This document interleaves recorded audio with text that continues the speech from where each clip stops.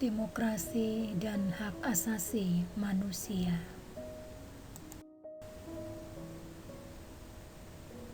Shalom, selamat pagi dan salam sejahtera di dalam kasih Tuhan Yesus.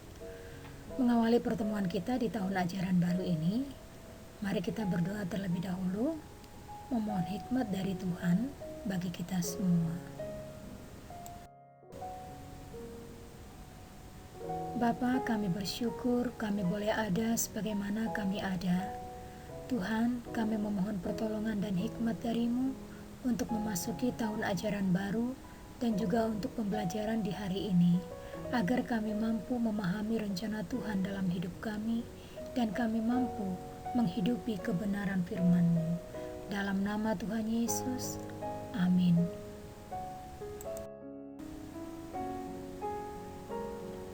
Baik, anak-anakku yang terkasih, di awal pertemuan ini kita akan masuk di dalam kompetensi dasar yang pertama. Kalian bisa perhatikan untuk 1.1, yaitu untuk ranah spiritual. Kalian mampu menerima demokrasi dan HAM sebagai anugerah Allah. Sedangkan untuk ranah sosial, kalian mampu mengembangkan perilaku yang mencerminkan nilai-nilai demokrasi dan HAM.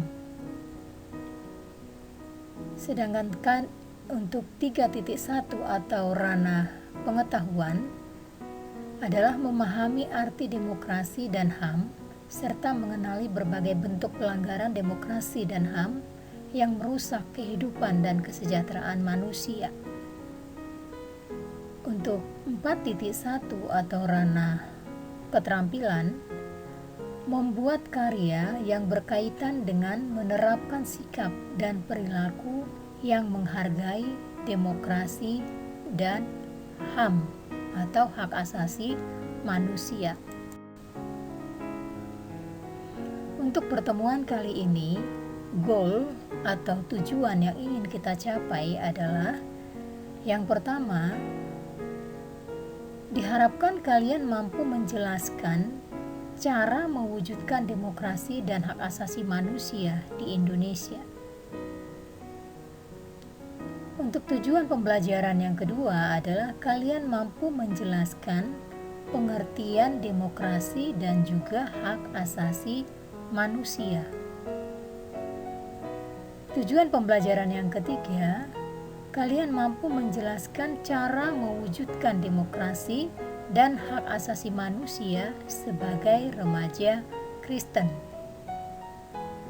Yang keempat, kalian mampu mendiskusikan bagian Alkitab yang berbicara tentang demokrasi dan juga hak asasi manusia.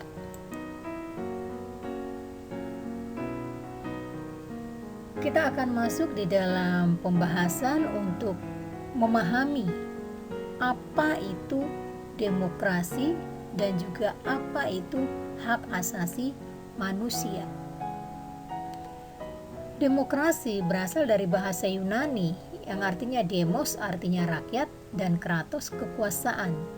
Jadi demokrasi berarti bentuk pemerintahan di mana semua warga negaranya hak setara dalam pengambilan keputusan yang dapat mengubah hidup bangsa.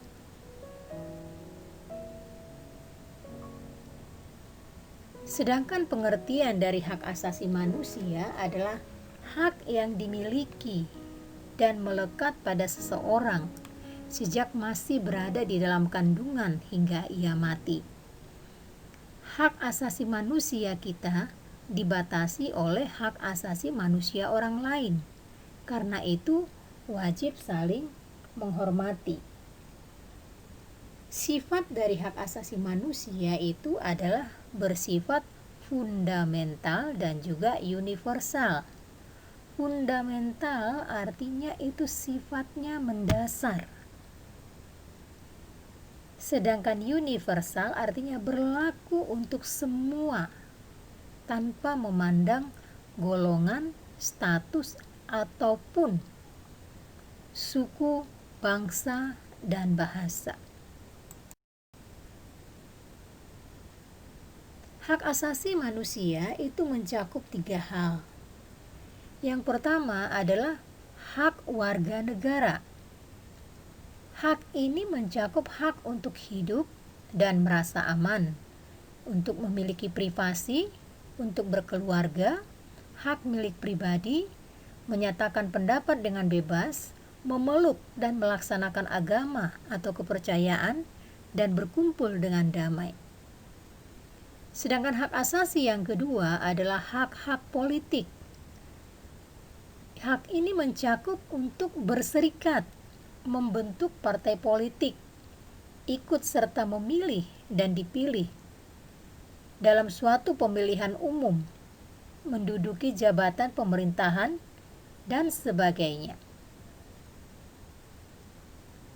Hak asasi yang ketiga mencakup mengenai hak-hak ekonomi dan sosial. Hak untuk bebas dari kemiskinan, hak untuk diterima dalam masyarakat dan bangsa-bangsa, dan juga hak untuk menentukan nasib sendiri.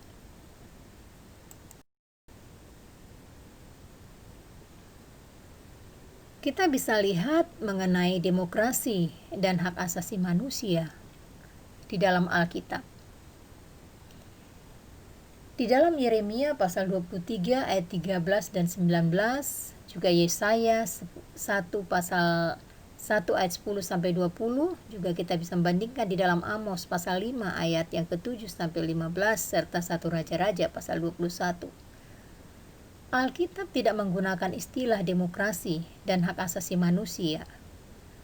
Namun Alkitab menulis tentang manusia sebagai makhluk mulia, ciptaan Allah yang bermartabat. Allah menciptakan manusia dan menganugerahinya kehidupan sebagai hak paling mendasar yang diberikan Allah bagi manusia. Sebagai makhluk mulia ciptaan Allah, manusia memiliki hak untuk diterima dan dihargai dimanapun ia hidup.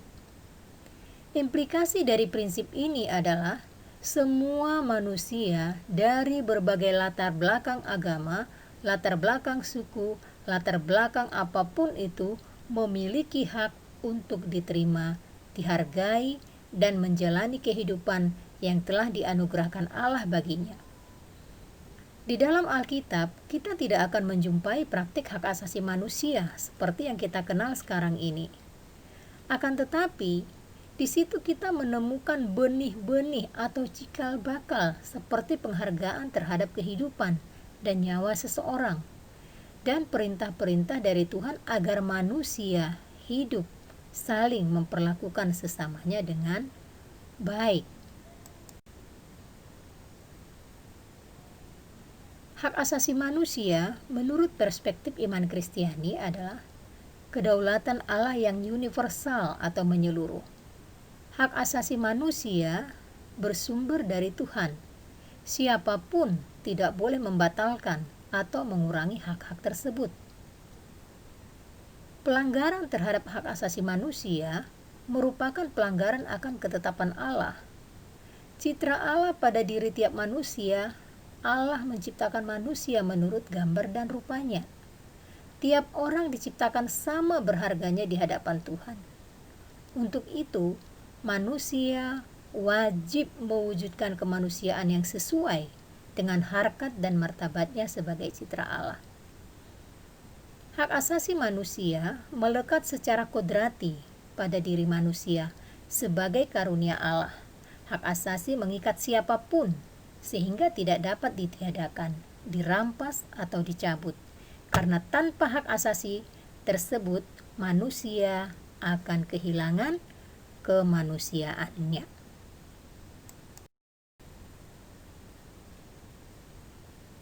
Dalam demokrasi, kasih Allah menempatkan manusia pada 1. Kedudukan dan derajat yang sama di hadapan Tuhan. 2. Harkat dan martabat sebagai gambar dan rupa Allah. 3. Tanggung jawab yang sama. 4. Kebebasan untuk menentukan pilihan sendiri. Setiap orang berkewajiban menerima orang lain dengan kasih, memperlakukan dengan hati yang mengasihi, menghargai pendapat dan pilihan orang lain, dan memberi kesempatan yang sama kepada setiap orang. Sikap demokrasi bukan hanya mufakat, tetapi menerima untuk tidak mufakat tanpa perlu terjadi perpecahan. Ingat, sikap demokrasi bukan hanya mufakat, tetapi menerima untuk tidak mufakat tanpa perlu terjadi perpecahan. Kasih tidak dibatasi oleh pendapat orang lain dan tidak juga dibangun di atas persamaan. Bacalah 1 Raja-Raja pasal 3 ayat 16-28. Kalian coba gali dan perhatikan di sana, permasalahan apa yang terjadi di sana. Apakah di dalam cerita itu ada permasalahan yang terkait dengan nilai keadilan? Dan kemudian carilah latar belakang atau penyebab permasalahan itu terjadi. Kemudian rumuskanlah hasil temuanmu. Lalu tuliskanlah contoh perilaku yang berkeadilan dan dampaknya terhadap kehidupan manusia. Bagaimana Raja Salomo menyelesaikan permasalahan yang dihadapkan kepadanya? Bagaimana juga caramu mengatasi ketidakadilan, bercermin kepada cara yang dilakukan oleh Raja Salomo. Silakan diperhatikan, silakan baca baik 1 Raja-Raja. Mazmur 133 ayat 1 sampai dengan yang ketiga. Kita akan baca bersama-sama. Mazmur 133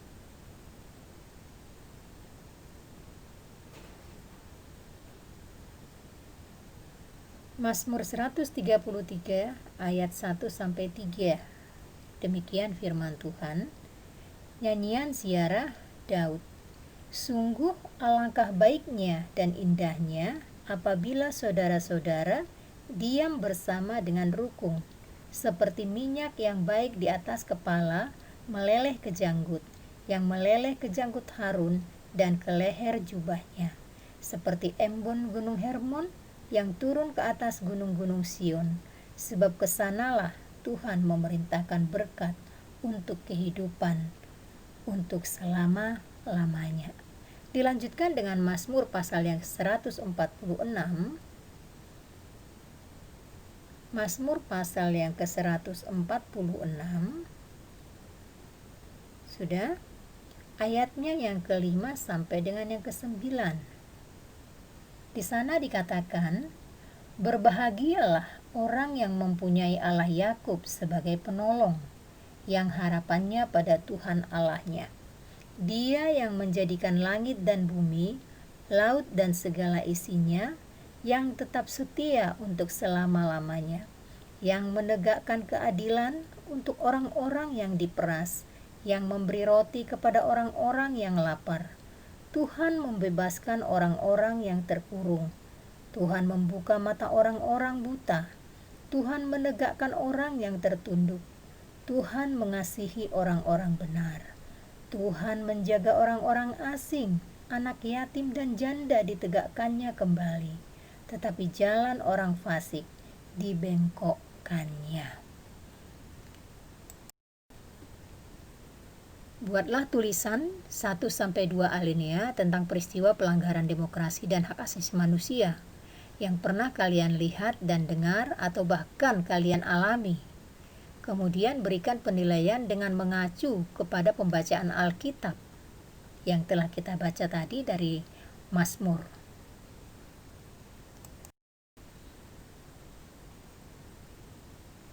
Selanjutnya kita akan masuk di dalam pembahasan materi mengenai sejarah singkat demokrasi dan hak asasi manusia di Indonesia, ya. Demokrasi dan hak asasi manusia berawal dari lahirnya Magna Carta pada tahun 1215 di Inggris. Sebuah piagam yang dikeluarkan di Inggris guna membatasi monarki kekuasaan absolut sejak masa Raja John. Kemudian lahirnya Bill of Rights di Inggris pada tahun 1689, yaitu undang-undang yang dicetuskan dan diterima oleh Parlemen Inggris, yang isinya mengatur tentang kebebasan memilih dan mengeluarkan pendapat.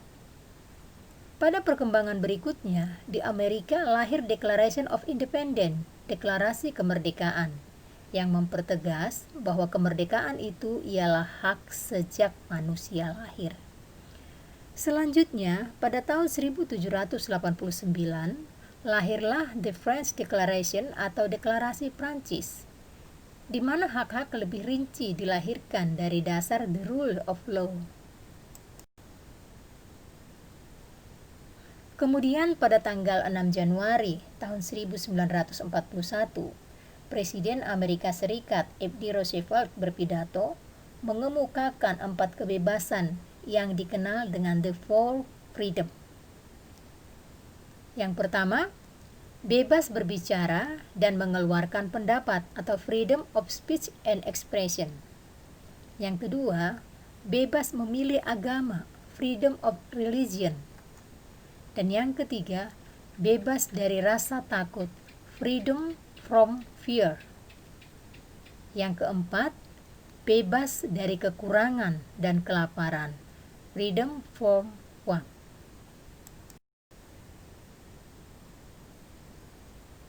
Sekarang mari kita lihat mengenai praktek demokrasi dan hak asasi manusia di Indonesia. Termotivasi oleh kesadaran demokrasi dan hak asasi manusia, maka para pejuang mendirikan Budi Utomo sebagai organisasi pertama yang bersifat nasional. Mereka memperjuangkan adanya kesadaran pendapat sebagai hak yang harus dijalankan oleh setiap orang, dan untuk berkumpul dan mengeluarkan pendapat. Panitia Persiapan Kemerdekaan Indonesia yang mempersiapkan Undang-Undang Dasar Negara Republik Indonesia dan Dasar Negara juga menyusun Undang-Undang Dasar dan Dasar Negara berdasarkan pemahaman tentang demokrasi dan hak-hak asasi manusia. Oke, selanjutnya tugas kalian, buatlah clipping tentang demokrasi dan pelanggaran hak asasi manusia di Indonesia.